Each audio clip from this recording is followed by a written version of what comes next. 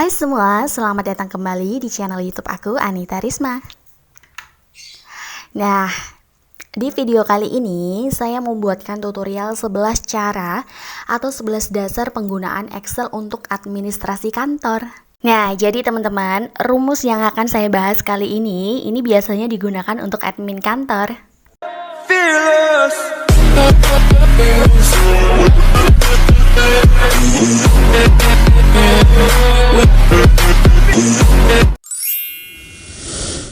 Yang pertama yaitu penjumlahan.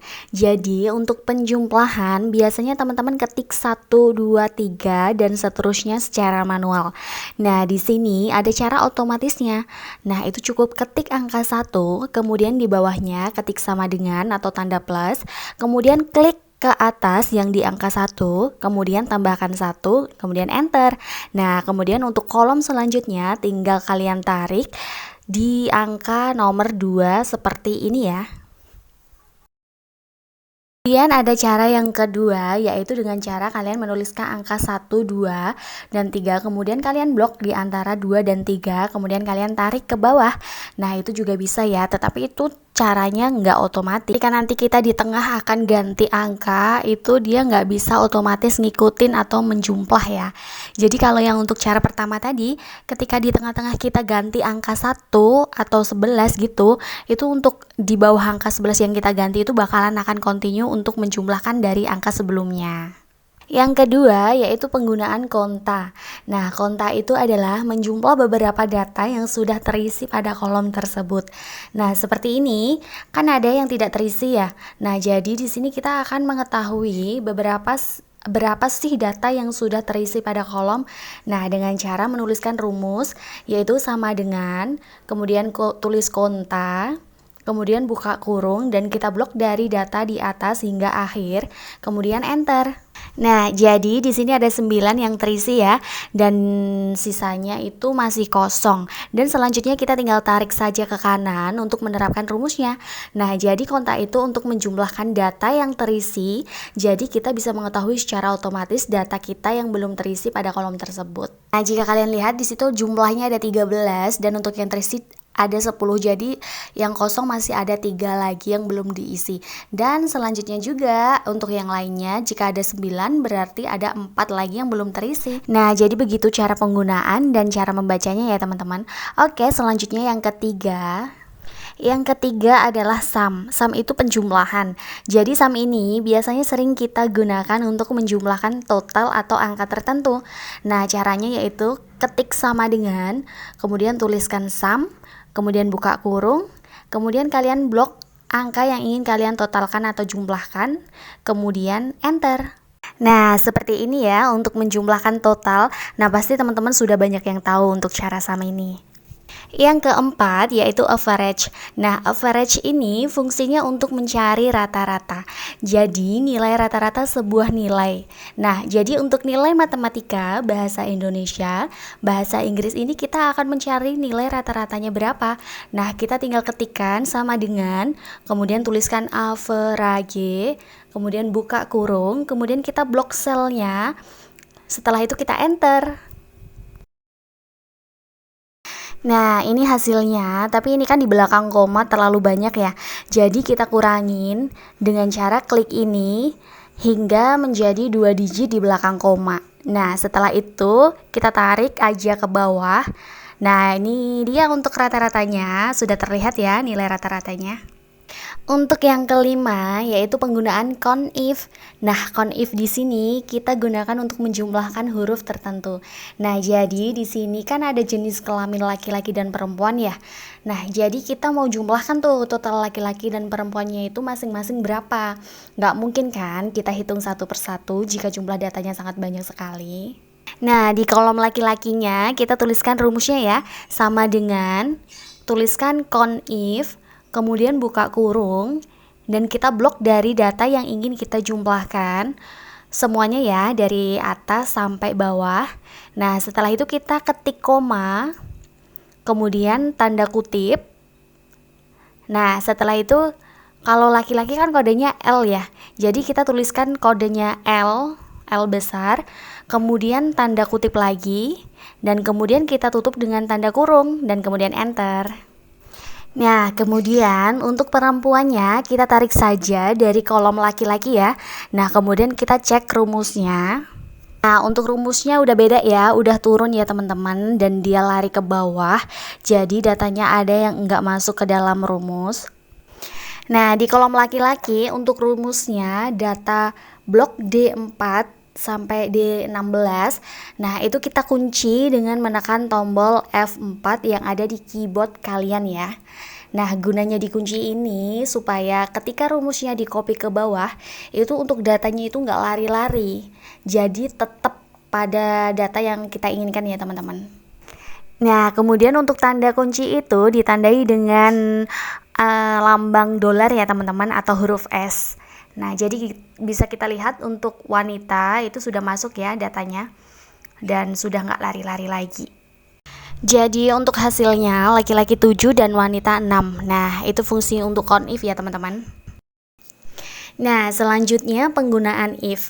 Nah, penggunaan if ini biasanya kita gunakan untuk ketentuan tertentu.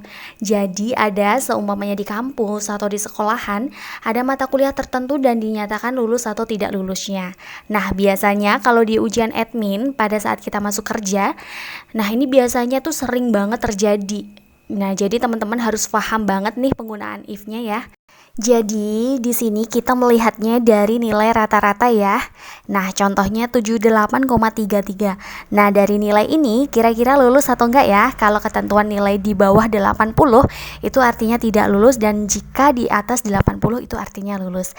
Nah, jadi kita cukup tuliskan rumus formulanya sama dengan tulis if, kemudian buka kurung, kemudian kita klik hasil nilai atau selnya. Nah, habis itu kita tuliskan tanda kurang dari 80. Nah, setelah itu kita tulis koma lagi. Nah, kemudian tanda kutip. Nah, setelah itu tidak lulus. Setelah itu tanda kutip lagi untuk lebih kecil dari 80. Dan koma lagi. Kemudian tanda kutip lagi. Nah, lebih besar daripada itu maka lulus. Kutip lagi, tutup kurung, dan enter. Nah, seperti ini ya. Nah, untuk ke bawahnya kita tinggal tarik seperti ini. Nah, seret. Nah, kelihatan ya, ada yang lulus dan ada yang tidak lulus. Nah, caranya ini sangat otomatis. Rumus berikutnya adalah penggunaan VLOOKUP. Nah, VLOOKUP ini untuk memanggil sebuah data. Jadi seumpamanya nih, kita memiliki database seperti ini, habis itu kita mau memanggil, misalkan mau mencetak data seperti ini nih. Kita mau cetak dalam form seperti ini, otomatis kita akan panggil dengan menggunakan kode. Kodenya sendiri sudah ada di samping yang warna ungu ya, teman-teman. Nah, untuk tahap pertama, silahkan kalau sudah kita siapkan datanya, kita tuliskan formulanya, yaitu dengan mengetikkan sama dengan, kemudian tuliskan VLOOKUP, kemudian buka kurung, kemudian kita mau panggil nama ya. Nah, habis itu kita klik sel yang ini, yang warna ungu. Nah, kemudian koma lagi. Habis itu kita blok bagian selnya. Nah, ini sel untuk database-nya ya, kita blok. Kemudian koma. Kemudian untuk kolom nama pada kolom berapa. Nah, itu untuk nama ada pada nomor kolom 2 ya. Maka kita tuliskan 2, kemudian tutup kurung dan enter.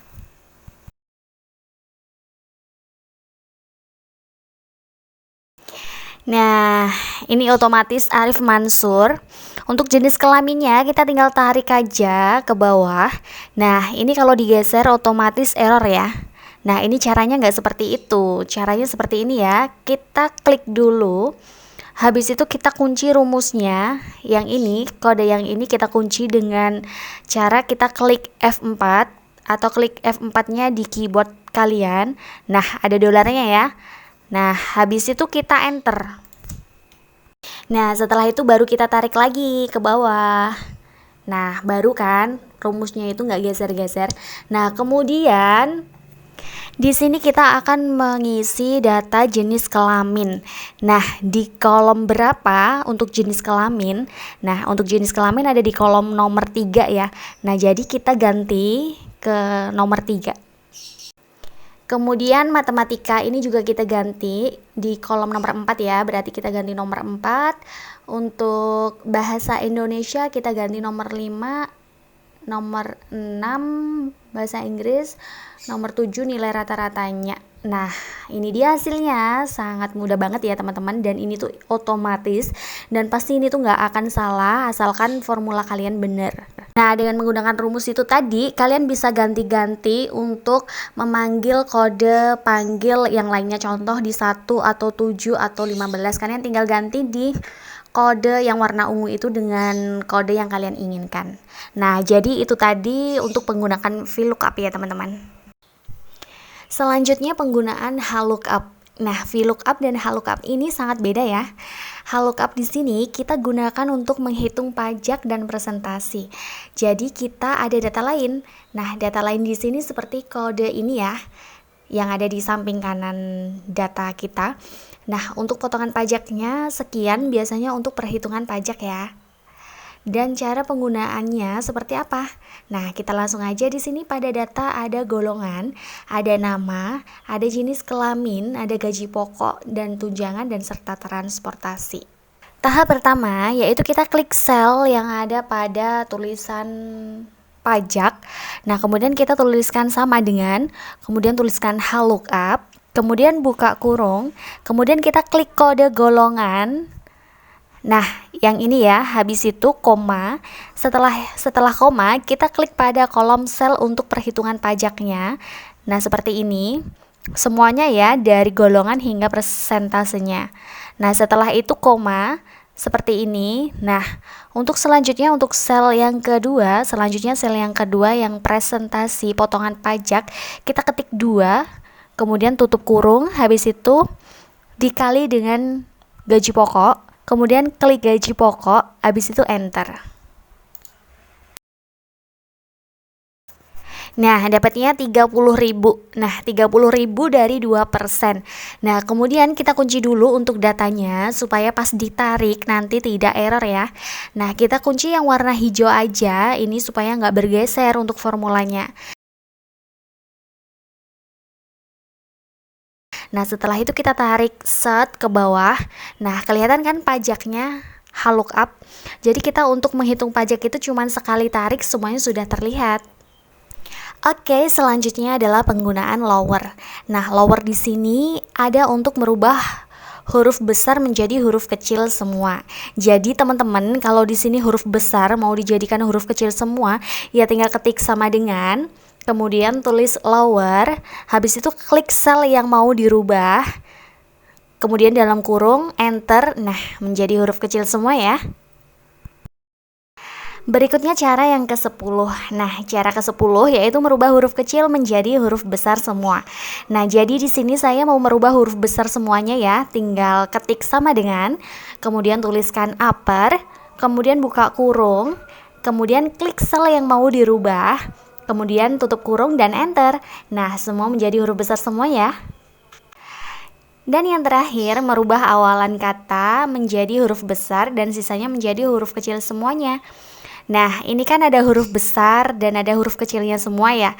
Nah, kita mau buat untuk awalannya menjadi huruf besar semuanya dan sisanya menjadi huruf kecil. Nah, caranya sama dengan, kemudian tuliskan proper, kemudian buka kurung, kemudian klik pada sel yang mau dirubah, kemudian tutup kurung dan enter. Nah, sudah jadi yang sesuai dengan perintah ya. Oke teman-teman, itu saja 11 dasar Excel untuk admin kantor dan untuk memperlancar pekerjaan. Semoga video ini bermanfaat untuk kalian semua. Jangan lupa like, comment, dan subscribe. Dan sampai jumpa di video-video saya selanjutnya. Sekian dan terima kasih.